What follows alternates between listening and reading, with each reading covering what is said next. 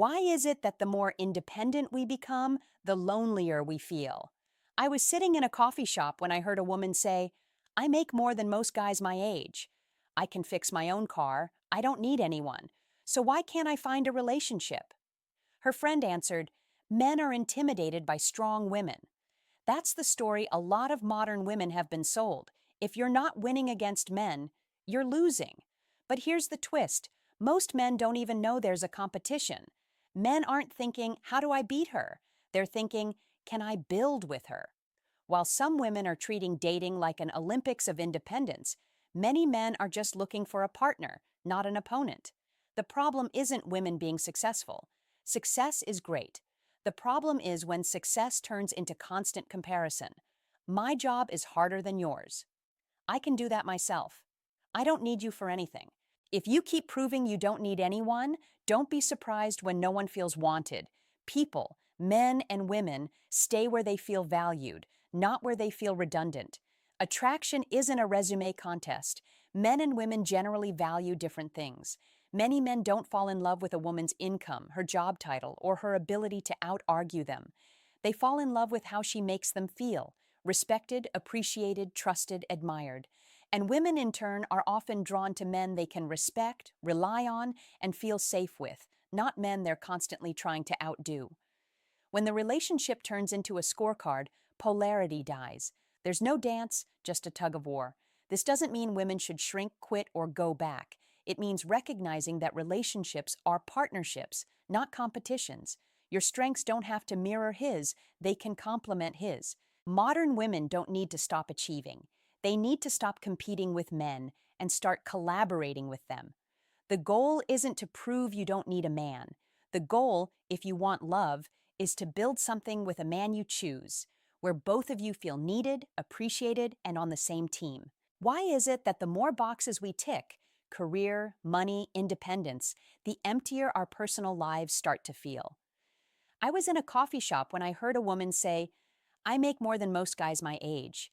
I can fix my own car. I don't need anyone. So why can't I find a relationship? Her friend didn't even pause. Men are just intimidated by strong women. That line gets thrown around a lot. It sounds empowering. But what if it's not true? What if it's not intimidation? It's confusion. Because here's what most men are thinking. They're not trying to beat you. They're just trying to build a life that matters, find a woman they can commit to, and feel like they have a role in her world. Meanwhile, a lot of modern dating has turned into this silent competition of who needs who less. You got the promotion. Amazing. You can change a tire. Useful. You make six figures. Great for you and your future.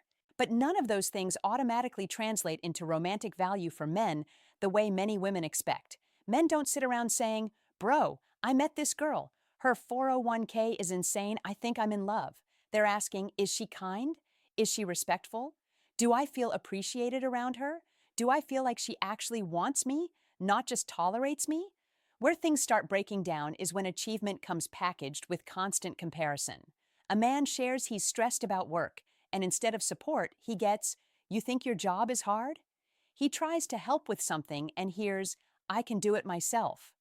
He plans a date, and she one-ups it to prove she doesn't need him to provide anything. It's not her success that pushes him away, it's the message underneath. I don't need you. I can replace you with money, skills, or independence. Men don't fall in love where they feel unnecessary. Nobody does. Here's the part no one wants to say out loud. A lot of women are competing in a game men never asked them to play. Men aren't looking for equals in masculinity. They're looking for complements in femininity.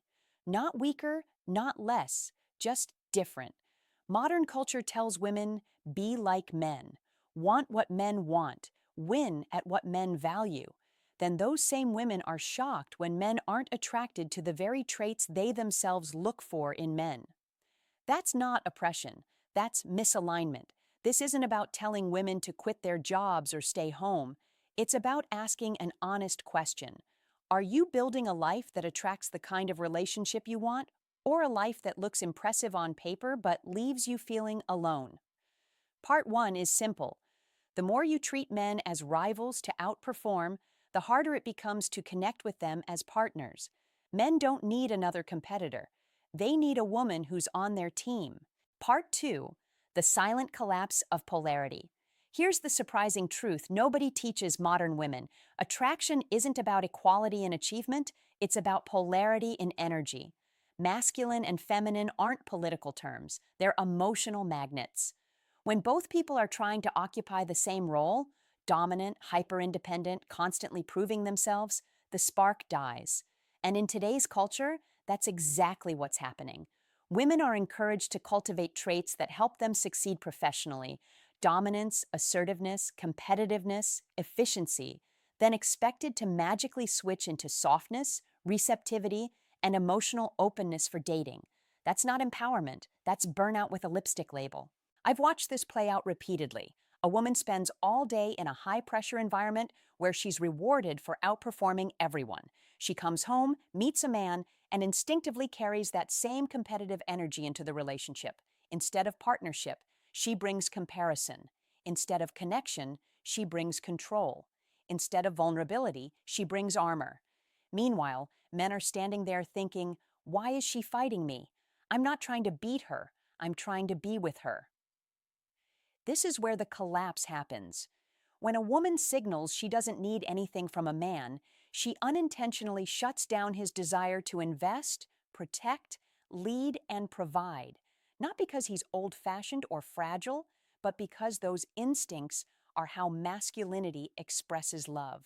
And women feel unloved too, because they're not getting the emotional presence, commitment, or devotion they crave.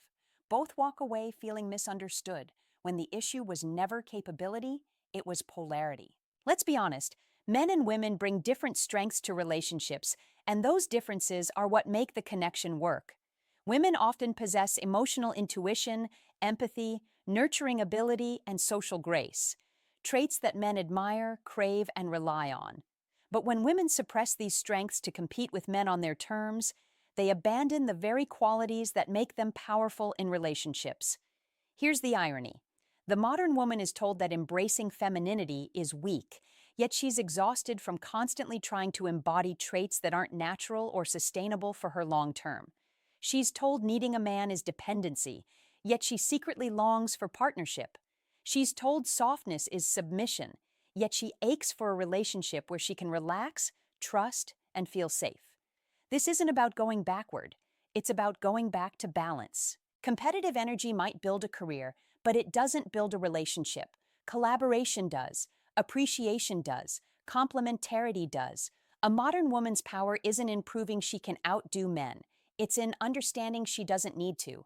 She already offers something men can't replicate: emotional depth, softness, intuition, and connection. Part 2. Truth.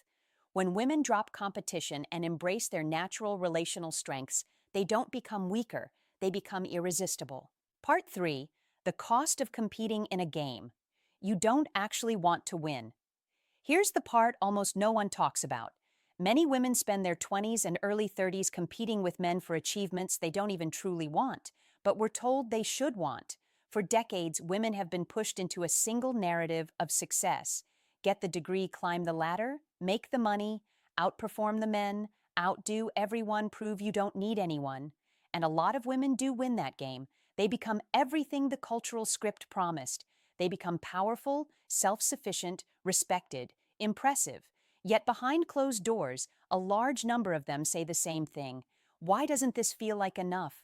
Why isn't this translating into the life I imagined? Because somewhere along the way, they were convinced that competing with men was the path to fulfillment, when in reality, it often leads to a life that looks full but feels empty. Not because they're incapable, not because they're less, but because they optimized for goals that don't align with what most women naturally crave: love, connection, partnership, family, emotional closeness, meaning. Those things don't come from winning, they come from sharing. Here's the harsh truth behind all of this. The more a woman focuses her energy on winning the masculine game, the more she disconnects from the traits that attract the masculine partner she ultimately wants. A man doesn't fall in love with a resume. He falls in love with how a woman makes him feel when he's around her. But if a woman's entire identity is built on, I don't need anyone, I can do what you do, I can do it better, then a man asks himself, why try? Why invest? Why stay? Not because he's threatened, because he's unnecessary. And here's the real tragedy. Many women only realize they don't want to win that competition after they've already paid the price, emotionally, relationally, or biologically. They wake up successful, but alone, independent but disconnected, impressive but unseen. This isn't about blaming women. This is about revealing a truth hidden beneath layers of empowerment messaging that forgot to ask whether women even wanted the life they were being told to chase. The modern woman isn't failing. She's tired. Tired of being told she has to be everything. Tired of pretending she doesn't want softness, partnership, or support. Tired of carrying masculine armor she never truly asked for. Part 3. Truth. Competing with men doesn't make women stronger. It makes them exhausted. Collaboration, complementarity, and connection make women fulfilled. Because women weren't designed to beat men, they were designed to build with them. Part 4. The relationship crisis, born from competition, not connection. There's a quiet heartbreak running underneath modern dating. People aren't breaking up because they don't care about each other. They're breaking up because they're both exhausted from trying to win instead of trying to love. And nowhere is this more visible than in relationships where a woman feels she must constantly prove she's as strong, capable, or self-sufficient as a man because she was taught that anything less is weakness. But here's the truth. Relationships don't collapse because someone isn't capable. They collapse because capability becomes a battlefield. A man tries to help, but she insists she can handle it alone. A man tries to plan something meaningful, but she upgrades it to show she didn't need his effort. A man expresses stress, and instead of support, he gets comparison. None of this comes from malice. It comes from conditioning. Women were told independence equals strength. Men were told leadership equals masculinity. Both end up confused, frustrated, and misaligned. And ironically, both end up feeling unseen. Men feel unappreciated. Women feel unsupported. Nobody feels chosen. Here's what the loud conversations never acknowledge. Partnership only works when both people feel like they bring something meaningful to the table. When one person keeps insisting, I don't need you, the other eventually believes it. Men don't leave because a woman is strong. They leave because there's no space left for them to contribute. Women don't feel fulfilled because they're working twice as hard, at work and at home, without the relational harmony they genuinely desire. And so modern relationships often become two hyper-independent individuals sharing a bed but living separate emotional lives.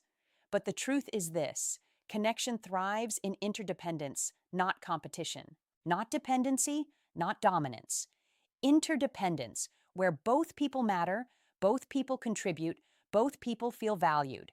Women don't need to shrink, soften artificially, or abandon ambition. Men don't need to dominate, control, or suppress emotion.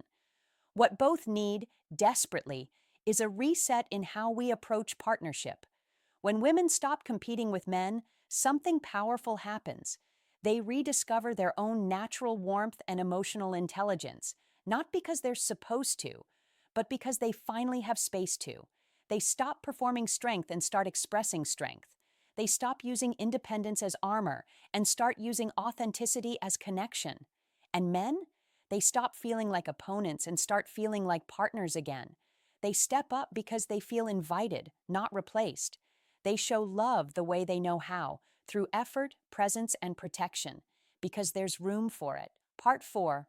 Truth. Relationships don't thrive on competition. They thrive on complementarity, cooperation, and appreciation. When a woman stops fighting to prove she doesn't need a man and starts choosing a man because she wants partnership, the dynamic changes instantly, not because she becomes less, but because she finally allows the relationship to become more. Part 5. The return to balance. Why partnership, not competition, creates real fulfillment. Here's the truth that's been buried under decades of cultural noise. Men and women don't need to become the same to be equal. They don't need to mirror each other to build a life together. They don't need to compete to prove worth. What they need is balance, real balance, where each person's strengths matter, each person's needs matter, and each person's presence adds value to the other. But modern culture pushed both genders into a strange, upside-down dynamic. Women were told that being feminine meant being fragile. Men were told that being masculine meant being dangerous. Women were encouraged to abandon the traits that once made them powerful in relationships. Men were discouraged from stepping into the roles that once made them valuable. No wonder dating feels like a battlefield. Nobody knows which role is theirs anymore. Here's where things begin to shift. When women stop trying to outman men, and men stop feeling like they have to defend themselves against their own partner. Suddenly, the armor drops, the tension fades, the partnership begins, because the truth isn't that women need to shrink or return to outdated expectations. The truth is that women don't need to prove anything to be worthy of love. They don't need to demonstrate their independence to be respected. They don't need to compete to be valued. When competition fades, genuine connection appears. A woman's confidence becomes grounded, not guarded. Her strength becomes inviting, not intimidating. Her independence enhances the relationship instead of replacing it. And men respond in kind. When they feel appreciated, they step up more. When they feel respected, they invest deeper. When they feel wanted, not tolerated, they become better partners, better lovers, better leaders, better teammates. The happiest couples aren't the ones who divide everything 50-50. They're the ones who give 100%, 100%, each offering their strengths, each supporting the other's weaknesses, each contributing in ways that feel natural, meaningful, and sustainable. Think of it this way.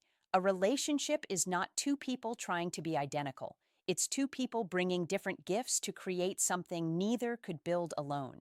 And here's the beauty of this balance. When a woman embraces her relational strengths, her empathy, intuition, emotional intelligence, communication, creativity, none of that makes her less. It makes her invaluable. When a man embraces his protective, purposeful, stabilizing traits, none of that makes him toxic. It makes him dependable. Partnership isn't about playing old roles. It's about reclaiming the roles that work. It's not regression, it's alignment, not surrender, but synergy. Part 5. Truth. The real power for modern women isn't in competing with men. It's in creating partnerships with them. Not because women are weaker, not because men are superior, but because men and women were never designed to be rivals. They were designed to be teammates. And the moment we return to that truth, relationships stop feeling like battles and start feeling like home. Part 6. The freedom of choosing connection over combat. Here's the final and most liberating truth modern women are rarely told. You don't have to fight your way through love. You don't have to compete your way into being valued. You don't have to dominate your way into being respected. You can simply choose connection over combat, partnership over pride, complementarity over competition. But today, women are being taught the opposite. They're taught that unless they're outperforming men, they're falling behind. That unless they're constantly proving their capability, they're being taken advantage of. That unless they maintain a hardened, hyper-independent shell, they're vulnerable. What's tragic is not that women can outachieve men. They absolutely can. The tragedy is that so many women were conditioned to believe that victory requires becoming untouchable, unreachable, unrelatable, and that armor, while powerful at work, becomes poison in relationships. Because love doesn't happen in the presence of armor. Love happens in the presence of openness. Openness requires trust, and trust requires that both people feel valued for who they are, not what they can outperform. When a woman stops competing with men, she gains something she didn't realize she lost: the freedom to be fully herself, not the hardened version, not the defensive version, not the "I can do everything myself" version, but the grounded, feminine, intuitive, emotionally intelligent version that men actually bond with. Because here's something few modern narratives want to acknowledge. A woman's femininity isn't a burden, it's a force multiplier. A man's masculinity isn't a threat, it's a stabilizer. Together, they create the polarity that makes love electric, partnership functional, and life meaningful. But when women try to out-masculine men, and men retreat because they feel unneeded, the entire system collapses. You end up with couples who sleep in the same bed, but live completely separate emotional lives. You end up with marriages that function like business partnerships, not romantic ones. You end up with dating scenes full of resumes, egos, and standoffs instead of desire, admiration, and vulnerability. And everyone is tired. Women are tired of proving. Men are tired of feeling replaced. Both are tired of pretending they don't need each other. But the moment a woman lets go of the need to compete, everything changes. Suddenly, men stop feeling defensive and start feeling inspired. Suddenly, relationships stop being about proving worth and start being about sharing life. Suddenly, love becomes a sanctuary again, not a scoreboard. It's not about going back in time, it's about moving forward with clarity. Masculine and feminine were never meant to be the same. They were meant to be complementary forces that create a whole greater than the sum of its parts. Part 6, Truth. When a woman embraces connection over competition, she doesn't lose power. She regains it. She stops fighting a battle she never wanted to be in. She stops carrying weight she was never meant to lift alone. She stops confusing strength with isolation. And she finally steps into a version of womanhood where she is strong and soft, independent and supported, successful and loved. Because the real win isn't beating men. The real win is building a life with them, a life where both people rise together. Part 7, The New Model of Partnership, Strength Without Sacrifice, Love Without Losing Yourself. There is one final truth modern relationships desperately need to reclaim, one that cuts through all the false narratives, the gender wars, and the exhausting pressure to either compete or conform. Men and women can build extraordinary relationships without abandoning who they are. Because here's the real problem: not women's success, not men's masculinity, not independence or ambition. The problem is the assumption that one person's strength cancels out the others, that if a woman is powerful, a man becomes unnecessary, that if a man steps up, a woman must step back. This zero-sum mindset is the true enemy of modern love, and competition, constant comparison, constant proving, feeds that mindset until the relationship suffocates. But when men and women stop trying to win and start trying to understand, everything shifts. The strongest couples aren't defined by traditional roles or modern roles. They're defined by intentional roles, roles built on choice, compatibility, and balance, roles shaped by strengths, not stereotypes, roles that feel right, not imposed. A partnership where a woman can be ambitious without being hardened, a man can be strong without being domineering, a woman can be independent without pushing love away, a man can be supportive without feeling diminished. Both can lead, both can soften, and both can rise in ways that complement each other. Because the true polarity that fuels attraction isn't about outdated gender boxes. It's about the emotional dance between two people who choose each other's strengths instead of competing against them. And the couples who thrive today are the ones who rewrite the script together. She leads when it's her strength, he leads when it's his. She supports where he's vulnerable, he supports where she's stretched thin. She brings emotional depth, he brings emotional stability. He brings direction, she brings intuition. He provides strength, she provides softness. And both bring resilience, ambition, and heart. No competition, just collaboration, just synergy, just two people contributing differently, but equally to a shared life. And here's what many women discover when they let go of the need to compete with men.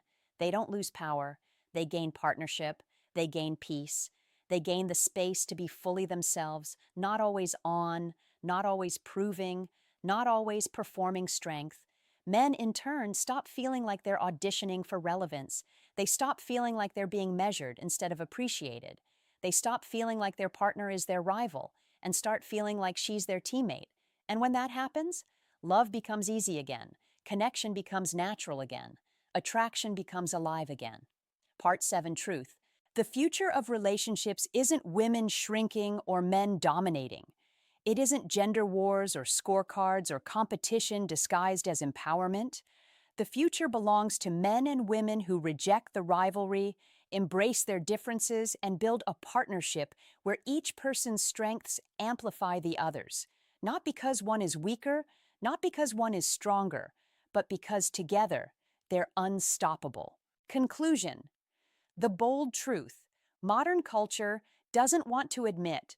After all the noise, all the debates, all the confusion about gender roles and modern dating, the truth is surprisingly simple. Men and women were never meant to compete. They were meant to complement. Every struggle we're seeing, relationship burnout, dating fatigue, emotional disconnection, collapsing polarity, is the direct result of trying to eliminate the very differences that make love work. Women were told that becoming more like men would bring them power. Men were told that becoming less like men would make them acceptable. And now both genders are exhausted, resentful, and lonely. But the moment we drop the competition, everything changes. A woman doesn't have to harden to be respected. A man doesn't have to shrink to be loved. A relationship doesn't need two identical leaders. It needs two aligned partners. Connection returns, desire returns, balance returns. The happiest relationships today aren't the ones following old rules or new rules. They're the ones creating their rules, rooted in complementarity, appreciation, and shared purpose. Because fulfillment doesn't come from proving you don't need anyone. Fulfillment comes from choosing the right person and building a life where both of you rise together. So here's the bold statement modern culture avoids, but every successful couple quietly understands. Women don't need to compete with men to be powerful. Men don't need to compete with women to matter. Real power comes from partnership. Real happiness comes from complementarity. And the future belongs not to the gender that wins, but to the couples who choose each other, support each other, and stop fighting battles that were never theirs to fight.